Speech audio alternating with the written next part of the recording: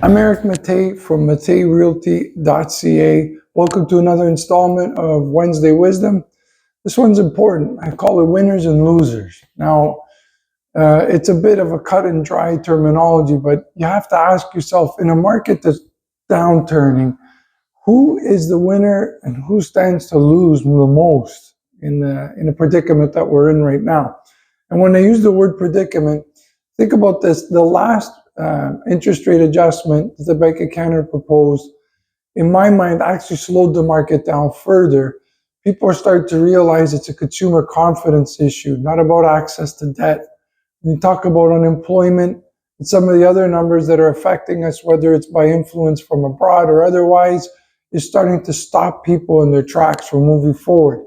All is not lost. We're seeing a bump up in sales, though. In fact, a couple of weeks ago, I sold 4 homes in one day, as I mentioned in that past Wednesday Wisdom. But unfortunately, certain segments of the market, like the condominium market and new homes, are still feeling quite a pinch. So who stands to win? Well, first and foremost, you can't time life changes. Okay, so you can just adapt as best as you can to what's happening in the context around you when something comes up. What you can control is who represents you. If you have experienced representation that could deal with any marketplace, they'll get the most out of that market, whether it's up or down. Okay, so that being said, first-time buyers stand to gain the most right now. If you were getting ready to start a family 5 years ago, you'd pay literally hundreds of thousands of dollars more for a product that you could get today. Now, you might not believe this, but surprisingly, someone who's looking to right size, maybe they've had another child, they're looking to go into a smaller home, they stand to do well too, because it's all a percentage of loss, right? The balance beam and the scales, as I like to call it. If you lose a bit on your home, chances are you'll either recuperate that equity on your purchase or maybe even come out ahead. It's never easy to look at a loss if you bought 3 or 4 years ago, but if you do have to transition into another property, for instance, a larger home, you can get access to a bigger house now than you could have 3 or 4 years ago. So there's intangible gains that if you're going to live in a house for 15 or 20 years, remember that mortgage will carry you at the purchase price you do today. So there's a winner for you as well. Now, I don't like the word losers, but who doesn't stand to gain?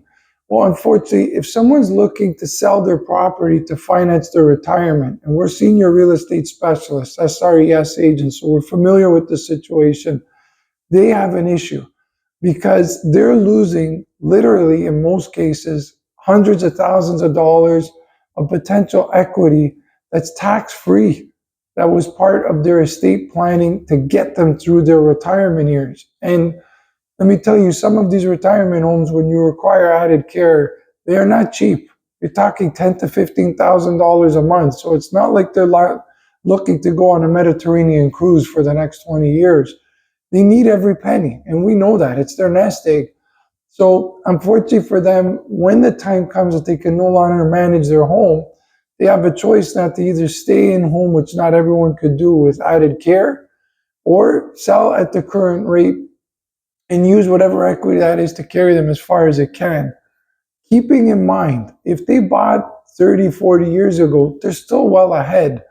That doesn't stop the burden that their retirement fund is being hacked away at literally each month right now. And from the other side of the coin, if it's an estate, the recipients and the beneficiaries of those estates are losing equity because of the market. Now, again, you can't time these things. They're life events. That's residential real estate. But it's important to note in perspective that there are still segments of this market that deserve a break. So for instance, 4 or 5 years ago, if you were a first-time buyer, you were buying things without even seeing them, no inspection clauses, hundreds of thousands of over asking. If we continued on that trend, where would we be in 20 years? Where would my kids be? Right? So every market is an adjustment. It's how you deal with it. And that's, again, where representation comes into play. If you'd like to know more, you'd want to reach out to us and find out what your home is worth and how we can help strategize the best results for you, please don't hesitate to call us. 416-557-SOLD.